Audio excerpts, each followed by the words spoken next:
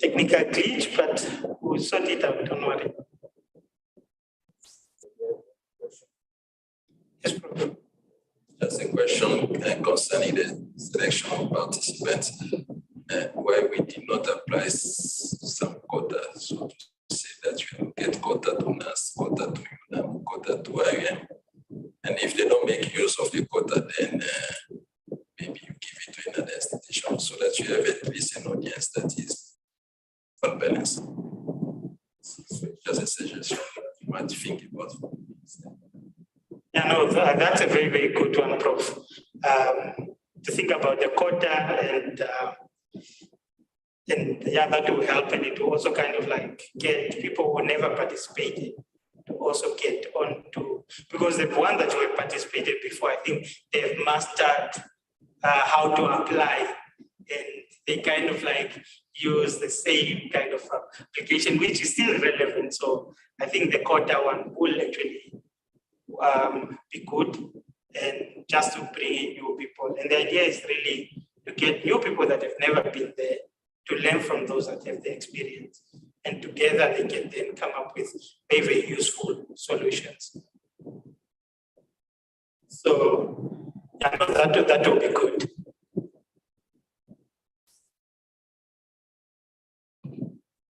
So while we are still waiting for our speakers to join, I just want to ask a question, maybe for those. How many people here have ever worked on the machine learning project before? Okay.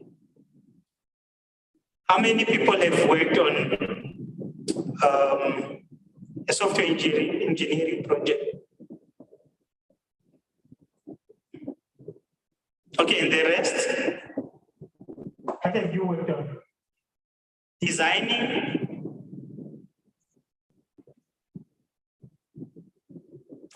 Okay, good. So, okay, our speaker from Google has joined. And I'm going to teach you one thing, and we're going to use it for the next 2 days. Both my co-director of proceedings and myself will be using it. If I say Indaba, you say we build together. Are we good? Indaba? Indaba? Awesome, awesome. And as time goes, I'll see whether our machine learning models or our machine learning model actually learns and try to be better. Because then I hope by the end of tomorrow, when I say Indaba without even thinking, you should be able to know what we are doing.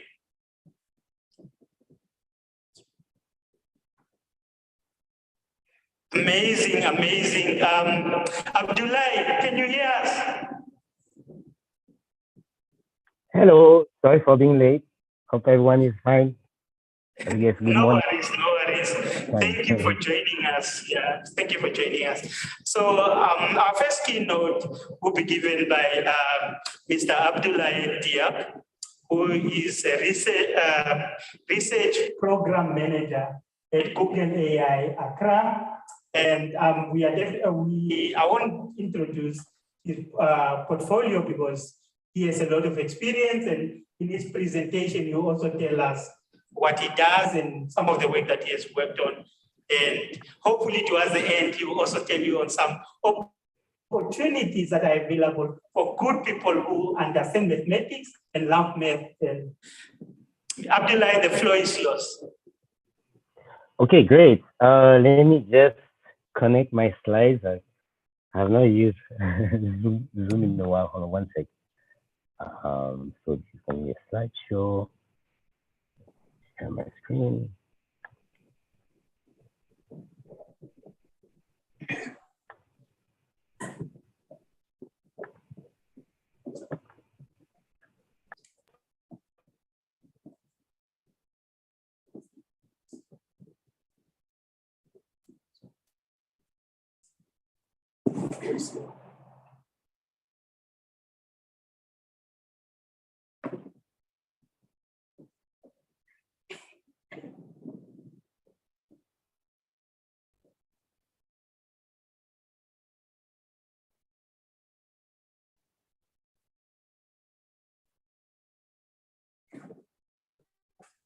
is muted.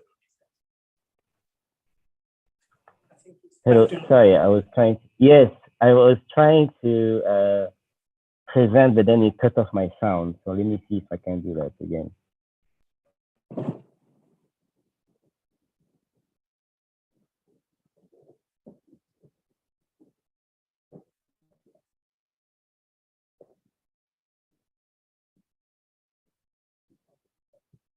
Hello, can you hear me? Yes, we can hear you. We can see your slides as well, so you can get started. Okay, perfect. So, well, thank you first for having me. Yeah, it's great to be here. So let me just jump in and talk a little bit about myself. So I'm a program manager and I work for Google, the AI Center in Accra. I've been in Google in Ghana for the past 3 years now. My background is computer science. Over the years, I've had experience in telecom, then payments, and then more lately, artificial intelligence. So I work for both big companies and I as well work for startups. So I have a good mix of experience. And yeah, I'm passionate about AI for social good and especially as well talent building in Africa. So I'll talk a bit more about this later. All right. So first of all, since I've joined Google, I have to say it's been a bit of a wild ride, right? There's been a lot happening in the AI space. And I remember when I started, there was a lot of talk about AI, about 3 years ago, AI this, AI that, and how it's going to change the world. And I was a bit, okay, fine, let's see. And indeed, it's been wild. So, we've gone through the large language models. NLP has definitely blown up.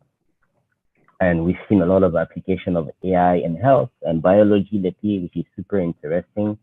And then we've seen the introduction of transformers in the world of AI and machine learning. And I think that had a dramatic impact in pretty much all the fields. So there's a lot of interest on that at the moment. And then more lately, what I've seen, and you probably seen it on your timeline as well, is text to image, with DALI having their own model, and then even Google with Imagen and so on, and more lately Stable Diffusion. And to make a point, I want the audience to look at the pictures on the right and tell me basically which one is fake, which one is AI generated, right? This is supposed to represent a part of Namibia. Are you able to take a vote, Lamek? Yeah. Which one is the fake one? Apparently the bottom one. The bottom one. Okay, so they're actually both fake. Sorry, I tricked you there.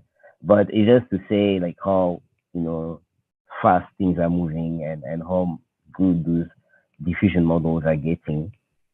And talking a bit about the AI African talent. So, when we look at getting people in Accra or in Google research, we've seen that, programs like AIMS in various countries, provide a lot of talent as well. I think the Indaba movement in a way is kind of like really carrying in people into the world of AI and machine learning.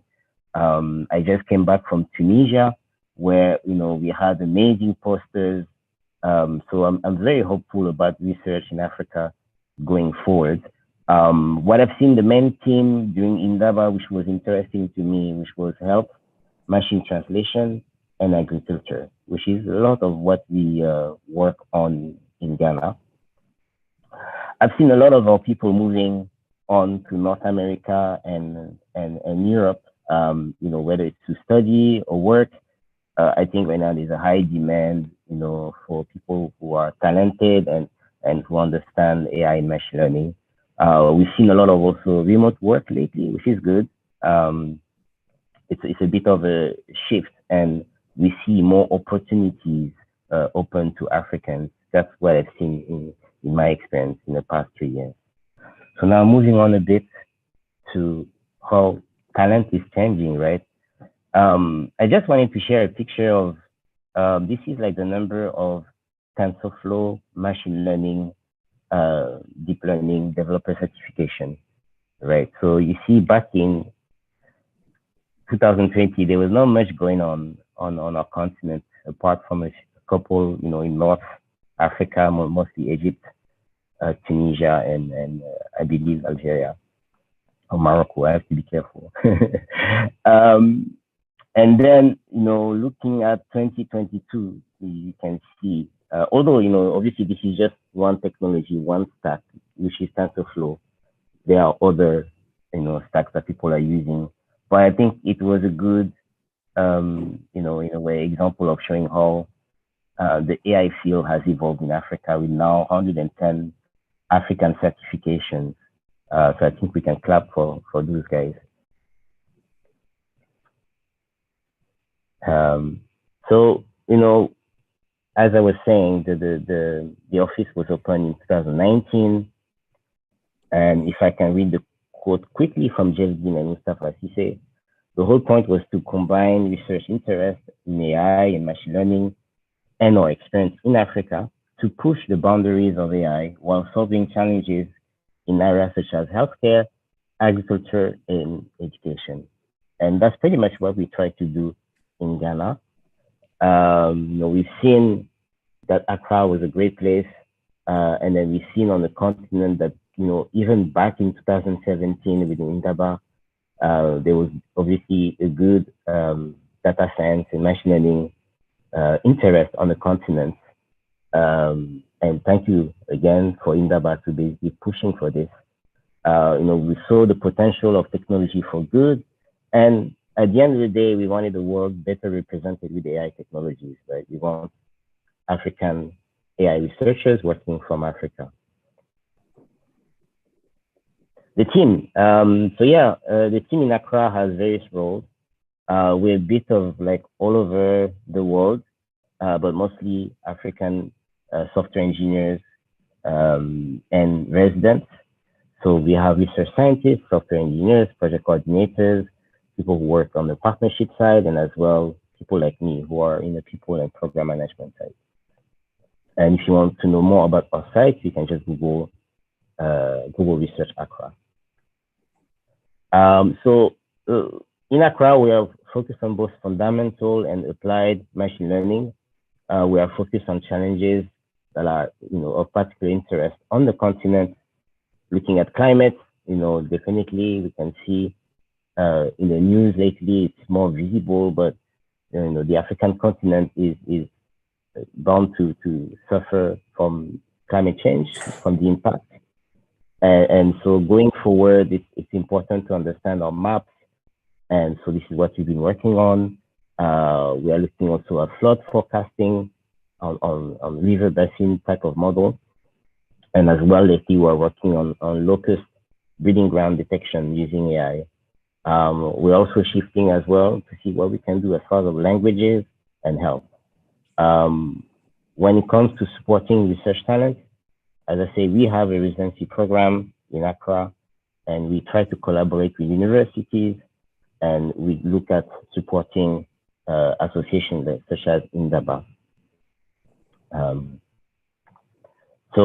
If you want to know more about our research, just go to research.google. And then we are one of the team that are using applied AI, but there are many more within Google. And you can check AI.google if you want to see the application side of it.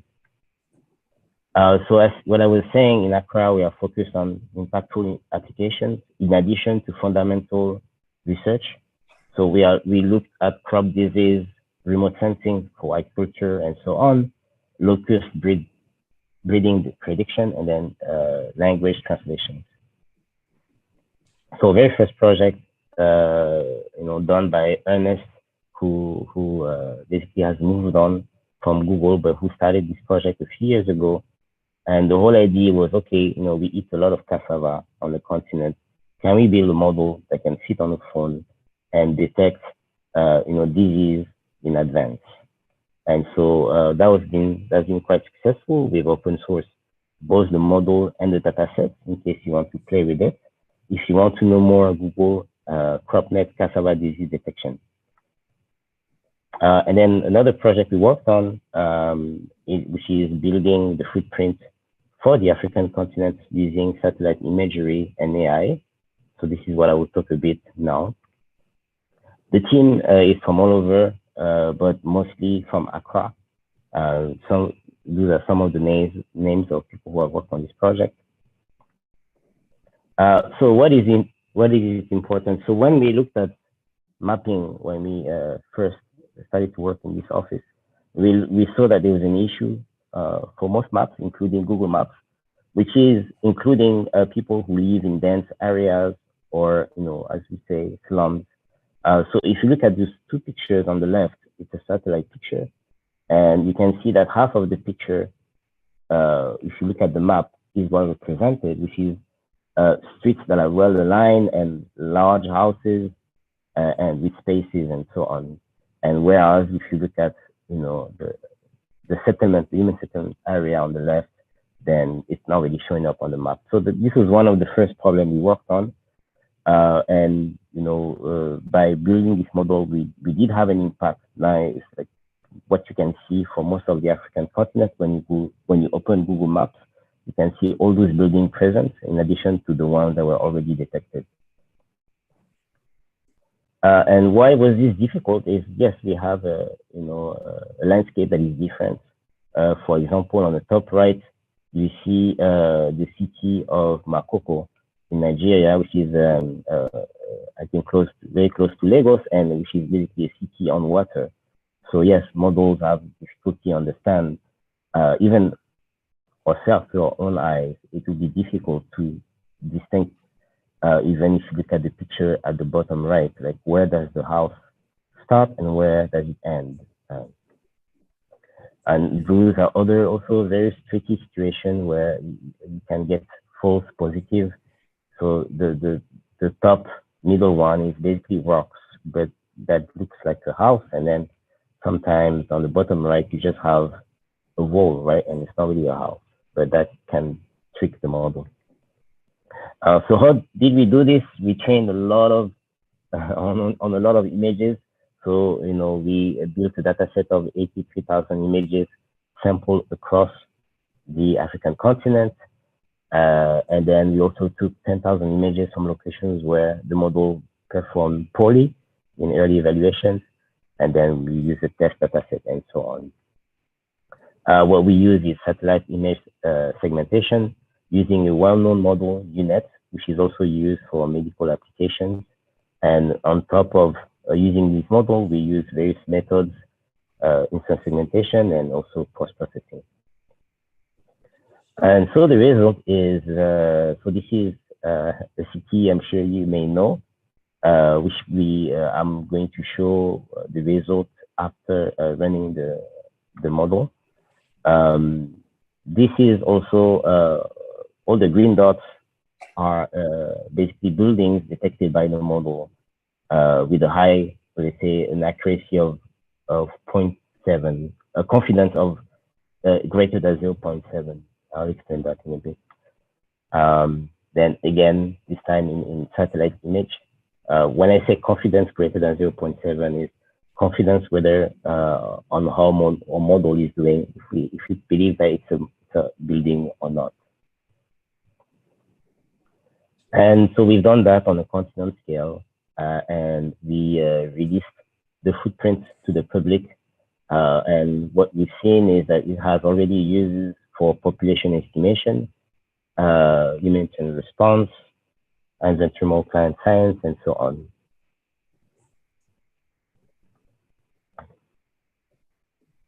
And so if you want to know more about the data sets that we release at the footprint, if you want to download the whole footprint of Namibia, for example, you go to this site or search for open buildings from Google. And the FAQ section has a lot of information about how we did it and also some caveats about the data. So again, what do we do in Ghana, in Africa in general? We're here to support African research talent. So we have a research residency program in Ghana where we take young graduates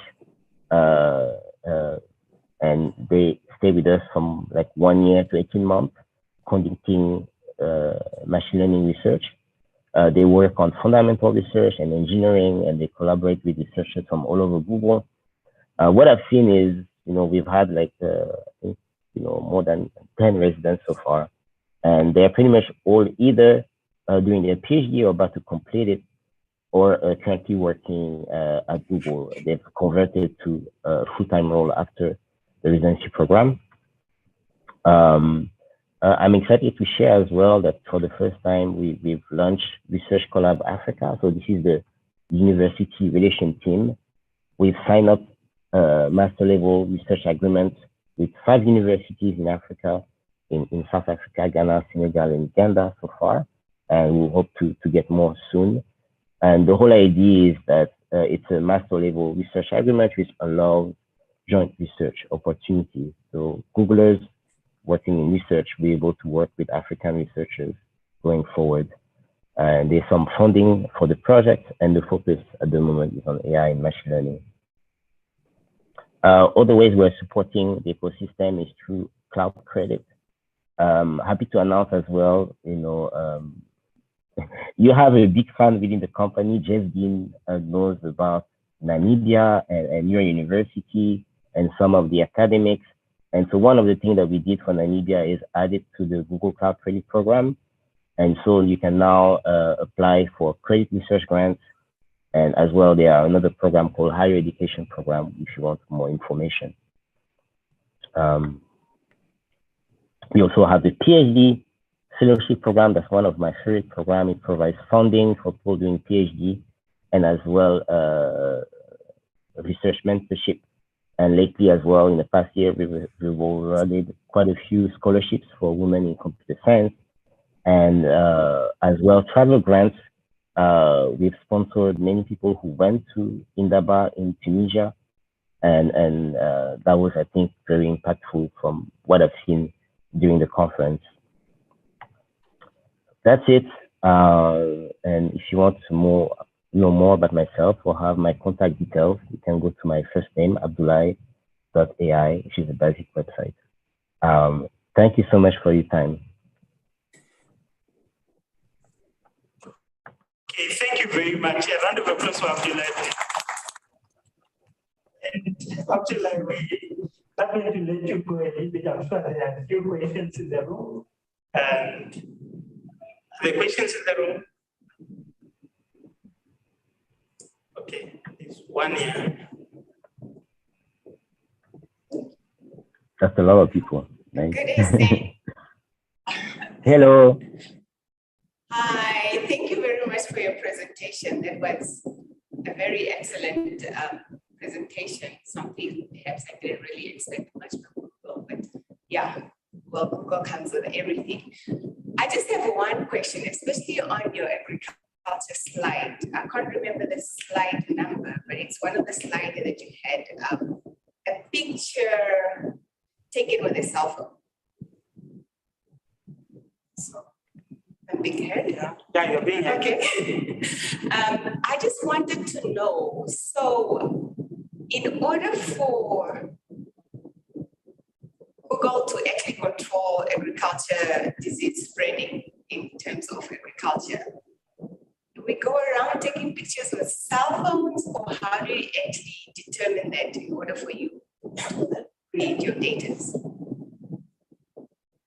I'm so sorry. I've heard a few words, but it was muffled a lot. I don't know if it's the mic or I heard there was a slide about agriculture and you had a question about it, but sorry, it wasn't clear for me. Maybe can you move it closer? Yeah. Can you hear me clearly now?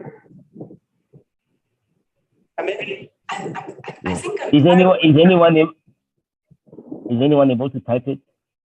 Or can you hear me now? Yes. Am I clear? Yes. Okay, great. No, I was just asking with regard to your presentation. There was a slide that you had a picture of a plant or leaves that was taken with a cell phone. I just wanted to know, do you guys actually go around taking pictures with cell phones, or how do you come about creating or generating your data in terms of how to detect your crop disease? Yes, okay. So this was actually in collaboration with Makerere University in Uganda. They've done most of the dataset work. So, they've invited experts who looked at, hundreds and hundreds of pictures of cassava plants, and they basically built a dataset by labeling, which one are sick and which one are not. So there was a lot of, like most AI projects, most of the work is done on the in the data level. And so, yes, there was a lot of work to build the model. And then the cell phone was more to actually infer, to actually try the model on plants. I don't know if that helps the question. Okay, no, thank you. Yes. Yeah, no, thank you very much, Abdullah, for that. And actually, on that data set, Dr. Kamudani also worked on a part of it as well with our colleagues from Makerere. So, and we are going to use a data set on maize plants, and we're going to then, the participants will then create a solution using the data set to be able to distinguish or to identify maize plants with diseases just from images. And I think we have another question here as well. Thank you so much, Dr. Dia. My question is, what is your expansion plan for Africa? I see you are targeting the entire region, but what are you doing to ensure that you embrace everyone and they are part of the network? Thank you. Thank you. So just to make sure I understand, you mentioned the fields that we are working on in Africa, and you want to make sure that we have a holistic view, that everyone is included in the discussion, or that's what the question is? Sorry. Okay, I think we have one last question here. Or is there another one? No, sorry. I didn't catch the question very well. Okay. So maybe what is your expansion plan for Africa? Do you have a strategy of ensuring that everyone is supported? So, so in Ghana, we are really focused on research and talent building. And I hope that, like, all the residents, researchers, and so on that go through our programs will eventually as well do their own projects. Our strategy is to support universities as much as possible in Africa. And that's why we've looked at various programs over the years when it comes to supporting academics via various grants, and as well just connecting and for the first time having a master level research agreement, which hasn't been done in my knowledge in the past with big tech and African universities. So I'm very excited about that. But overall, like the Accra site has always been, the focus has been, okay, how can we use AI or machine learning research for the big challenges that we have on the continent? And at the moment, climate is definitely big. I think it's on everyone's, list. And as well, if you look at health, I'm pretty sure Namibia has a pretty good system comparing to other countries. But there's a lot of work to do, and there's a way that we can probably use AI to scale some of those efforts. And we are doing some of the work already in India, looking at some of the eye disease. And hopefully in Africa, we'll start as well quite a few projects for the next year. And just to mention as well, because someone mentioned, Dr. mentioned the data set, I would say this is one challenge that we have faced very often, which is for almost all the AI projects, we are lacking data sets, right? Good data on the continent. So one way of having an impact is having people in Africa working on this themselves. Yeah. Abdullah, we have two more questions. I'm sorry for keeping you longer, but I just feel that the participants might not get another chance to ask you. So, yeah, I have. Hi, Mr. Abdullah. Thank you for a very enlightening presentation. I have two questions. My first question is, are you open to co-supervising a PhD thesis in machine learning? And second question is, I've seen on one of your last slides, it says that there's some scholarship opportunities, and it in brackets it says a woman in computer science. Are there any other scholarship opportunity for men in computer science? Or that's my second question. The short question is no, not yet. The focus is really women in computer science at the moment, because we see that where the biggest challenge is, and you can even just, I mean, I think I see great representation in this room, but it's often not the case. But as far as men or women or anyone is doing a PhD, what we do in Ghana is that we often invite academics to talk about their research if they are okay to share it publicly. And what it does is that I've seen academics present their projects, and often there's someone within Google who's working on something very similar, or knows someone from another university working on a similar project. And so there are potential collaboration. So if there's something that you want to present, feel free to reach out to me, and I can see how we can have a slot for that.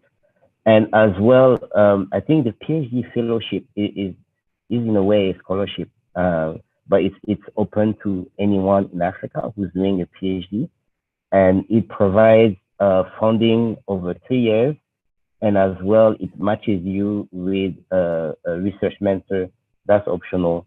So if you want to know more, I advise you check PhD, the Google PhD Fellowship Program, which is open to anyone.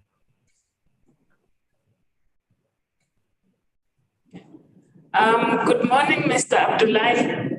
Thank you for your presentation. My name is Jessica, and I wanted to ask a favor, a small favor. If maybe you can show me your slide on the CropNet. And yes. Also, I wanted to find out if you have published any work on that model. Yeah. Yes. Hold on one sec.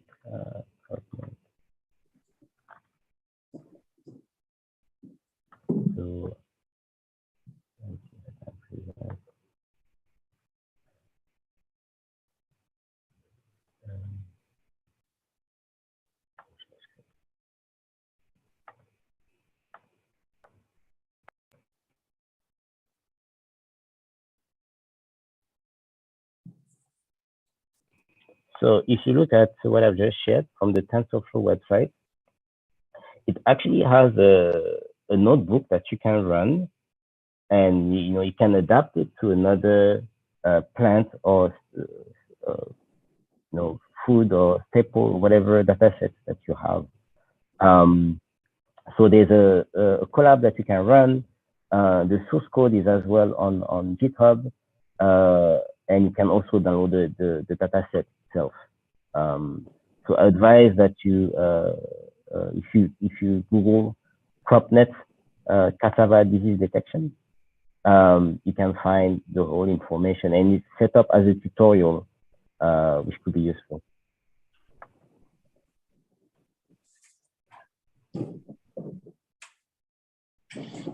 Okay, thank you very much, Abdullah. Another round of applause for you, please. Thank you, Doctor. Thank you for inviting me. Yeah, it was really nice having you here. And yeah, so looking forward to actually partnering and collaborating more with Google AI Accra, because we're also doing a lot of work around AI here. And as you are aware, are also doing some work around data science, which Google has also currently partnered us through the Google credit.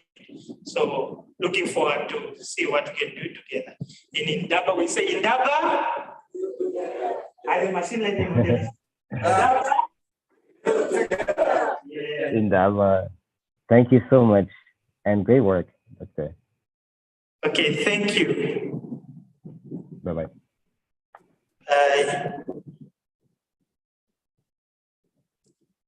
So I think at this point we've been trying to get Prof. John to join.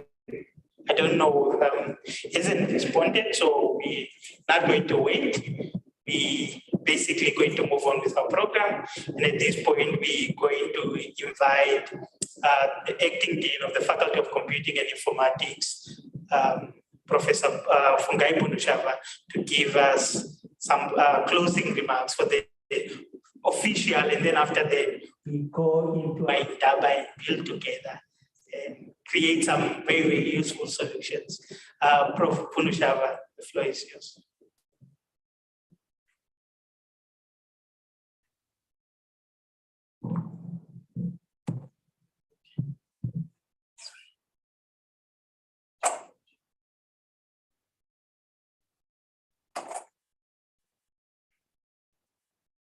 Good morning, participants, organizers, Director of Ceremonies. It's a pleasure for me to be giving the vote of thanks for the official opening of our Indaba X, as well as our hackathon. So I would like to first start by expressing my gratitude to the participants who are gathered here, and those online. You are the reason why we are all filling up this room. Without you, we could not be here. We are here to witness your expertise, your growth, and the solutions that you're going to be providing today. Thank you for your applications and for showing up. We really value that. Secondly, I would like to thank our organizers, the team of dedicated data scientists who took their time to prepare for this gathering, came up with the challenges, and who are going to challenge you, mentor you, and ensure that when you leave this place, you're going to walk out with something and you're going to be proud of yourself. We appreciate that effort from our organizers, and we value the skills that we are imparting to the team. And I believe you are also going to co-learn, because as you impart knowledge, you also learn new things. Then to our speakers, Mr. Diak from Accra, thank you for the speech that you just gave and for laying out the foundation for our Indaba X. You spoke so much on the climate, and it resonates exactly with what we are doing in our Indaba X. If you look at our two problems, the first one aims at reducing the carbon footprint, because you're not going to be cutting more trees and you're not going to be printing paper and polluting the environment as we use the e-registers. So we are responding to the climate challenge. And the second one is ensuring food security by being able to identify the diseases that are scourging our key crops that are providing food to us. Cassava in Accra, here in Windhoek, it's our millet, our sorghum, it's our maize crops. So you have laid a good foundation, and we look forward to developing very good solutions from our participants here gathered. Then Mr. Taylor, who could not make it, Dr. Taylor, we appreciate your time. We hope that you will be with us during the session, and we will learn from your experience. Furthermore, I would like to thank UNESCO, and we have Ms. Kombada. Yes, her name is a challenge for me, but I'll try more gently. Ms. Kombada representing UNESCO, we are grateful for the opportunity, for the trust that you vested on us to be your partners in running this event as a sider for the SAFI. And we believe that on Thursday, we'll proudly showcase the outcomes of this engagement, and you proudly walk away with some lessons and to support us furthermore. This is an annual event, so we love partnering like you, so that we can walk the journey together and provide more opportunities for more participants to be physically here. We also would like to thank our Vice Chancellor for his consistent support, for believing in us to be the change that we want to see within the nation by allowing us to run with these events, and furthermore for taking a personal interest in the events and contributing towards the success of this. We are really appreciative of that. And we also thank him for providing this platform, a wonderful platform, the HTTPS. I'm so glad that we are here to innovate. And as I listened to Dr. Diaki was talking about entrepreneurship in the tech space, and this actually, the HTTPS was birthed for the purpose of creating an environment for interaction between industry and entrepreneurs so that we can take our ideas to the world. So I hope some of the solutions that we are developing during this session can go a long way. They can be patented, they can make a difference to someone's life out there. So thank you so much. And to our Director of Ceremonies, thank you for directing the proceedings, and for your events organizing team who are broadcasting and ensuring that we are streaming live on YouTube. Thank you so much for according that opportunity and for ensuring that even those who cannot make it physically are also getting the streaming. And a special thank you to all those who are participating away and in the room. Our special advisor, Mr. Ngalarap, thank you for taking time to be with us here. And our HOD, keep on driving the motion. Thank you, colleagues. Enjoy the sessions.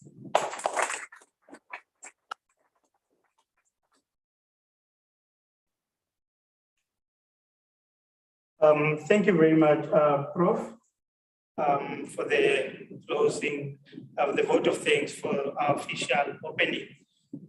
So basically now we will be going outside, take one nice family photo, and then we go for break. And we should be here at least at 11 o'clock to get started with the last two sessions for today. So, in the last two sessions, which will start at 11, one will be given by Ms. Sefala. She's actually a research fellow at Distributed AI Research Institute. How many people have heard of Distributed AI Research Institute? Yeah. Is tea outside? Is tea outside? Thank you. Yeah, so how many people have heard about this institute? It's a very, very important institute for people who are interested in AI, because it's created by one of my heroes, Timnit Gebru. She's from Ethiopia.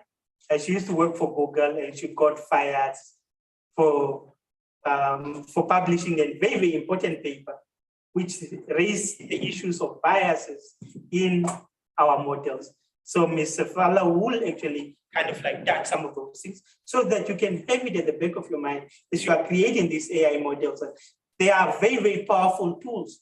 So we have to ensure that they do not take this, the underlying fabric, which is the underlying biases in our, that make up our societal fabric, and we put them into these models.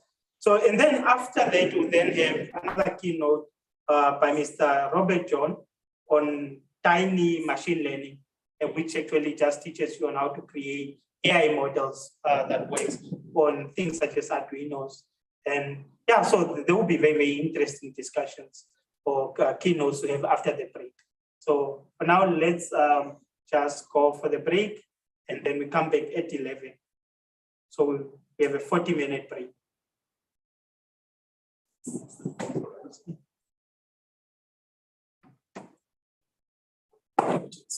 Yeah, we don't need to. If we can stop and then start.